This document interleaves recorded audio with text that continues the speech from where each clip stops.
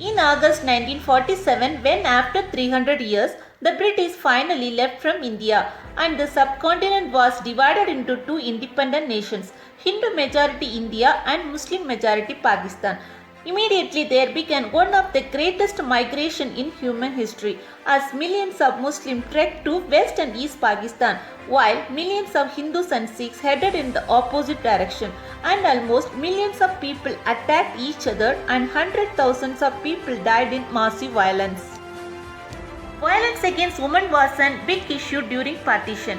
Nearly 1 lakh women were kidnapped and raped.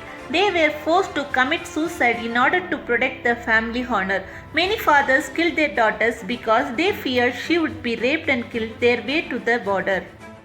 About 14 million people lost their homes and thousands of people died on roadside because of hunger.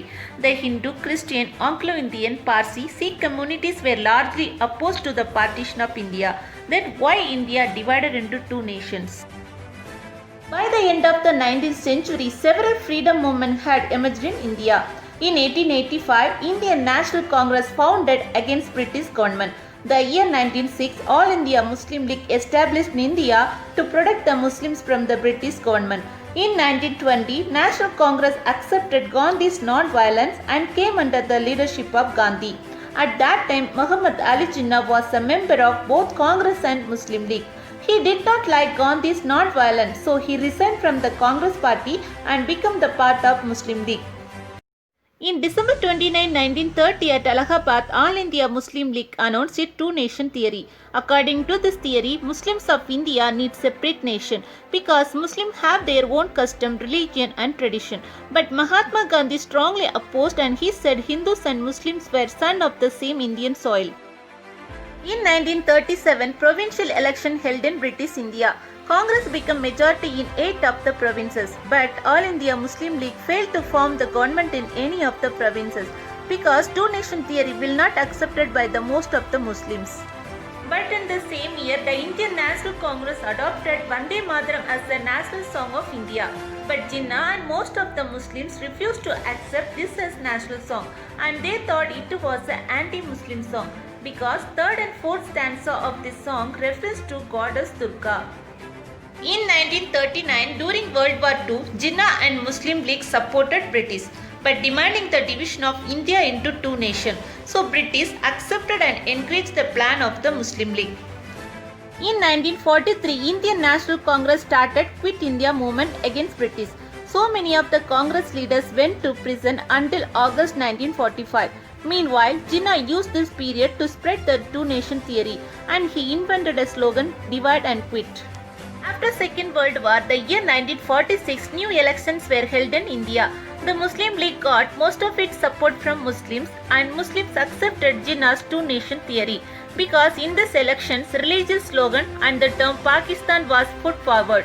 Pakistan means land of the pure. After this victory, Muslim League forcefully claims for separate nation. So 1946 24th March, Cabinet Mission reached India. It was comprised of Lord Pethick Lawrence, the Secretary of State for India, Sir Stafford Cripps, President of Board of Trade, and A.V. Alexander, the First Lord of the Admiralty.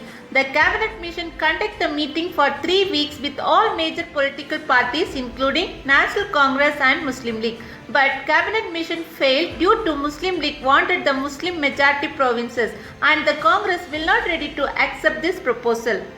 So the Cabinet Mission came out with its own proposal known as the Cabinet Mission Plan.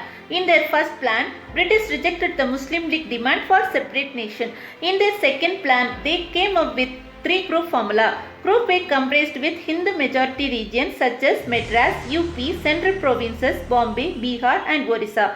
Group B comprised with Western Muslim majority regions such as Punjab, Sindh, NWEP and Balochistan. Group C comprised with Eastern majority regions such as Assam and Bengal.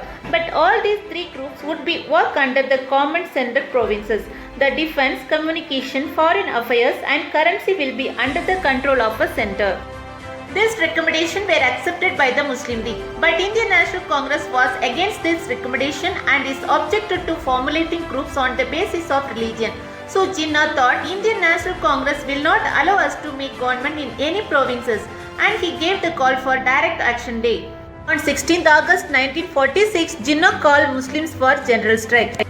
He proclaimed that we shall have either divided India or destroyed India. After his speech, violence started in Calcutta, but soon it spread to the Bengal, Bihar and finally in the Punjab. More than 4,000 people lost their lives and around 15,000 people get injured. Women were raped and many lost their residence.